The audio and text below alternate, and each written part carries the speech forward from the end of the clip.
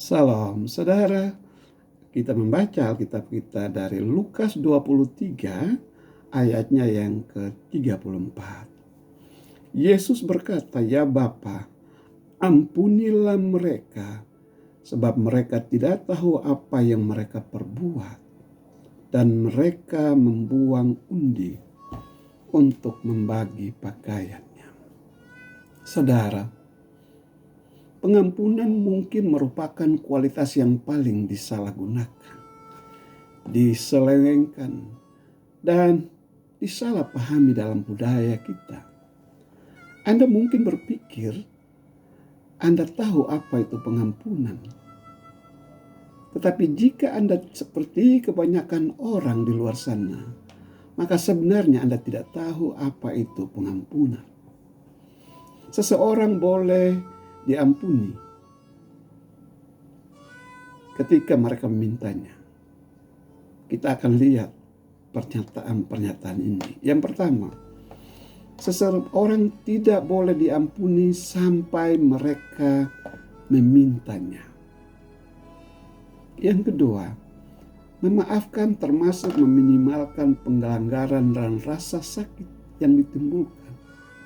Yang ketiga, pengampunan termasuk memulihkan kepercayaan dan menyatukan kembali suatu hubungan. Yang keempat, Anda belum benar-benar memaafkan sampai Anda melupakan pelanggarannya. Kelima, ketika Anda melihat seseorang terluka, adalah tugas Anda untuk memaafkan pelaku. Ketika Anda membaca Alkitab dan mempelajari apa yang Tuhan katakan tentang pengampunan, maka Anda menemukan bahwa pernyataan-pernyataan yang tadi saya sampaikan itu salah. Ya, kenapa? Karena kebanyakan orang tidak memahami pengampunan. Ya, pertama, pengampunan sejati tidak bersyarat. Tidak ada persyaratan yang melekat kepadanya. Anda tidak pantas mendapatkannya. Anda tidak menawar untuk itu. Pengampunan tidak didasarkan pada janji untuk tidak pernah melakukannya lagi. Anda menawarkan kepada pengampunan kepada seseorang, meskipun mereka meminta atau tidak. Ketika Yesus mengulurkan tangannya di kayu salib, Ia berkata, "Bapa, ampunilah mereka, karena mereka tidak tahu apa yang mereka perbuat." Lukas 23 ayat yang ke-34. Tidak ada yang memintanya, saudara. Tidak ada yang pernah berkata, "Yesus, maafkan saya atas apa yang telah kami lakukan kepadamu." Tidak ada yang meminta. Yesus hanya menawarkannya. Dia mengambil inisiatif. Yang kedua, pengampunan tidak mengurangi keseriusan pelanggaran. Ketika seseorang meminta pengampunan Anda dan Anda berkata, "No, itu bukan masalah besar. Itu tidak benar-benar sakit." Yang sebenarnya itu akan mengurangi pengampunan. Jika pelanggaran itu bukan masalah besar, maka Anda tidak perlu meminta untuk menawarkan pengampunan.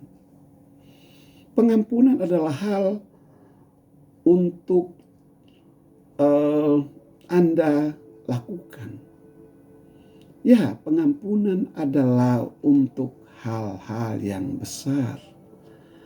Anda tidak menggunakan pengampunan untuk hal-hal remeh-temeh, hal-hal kecil dalam hidup Anda.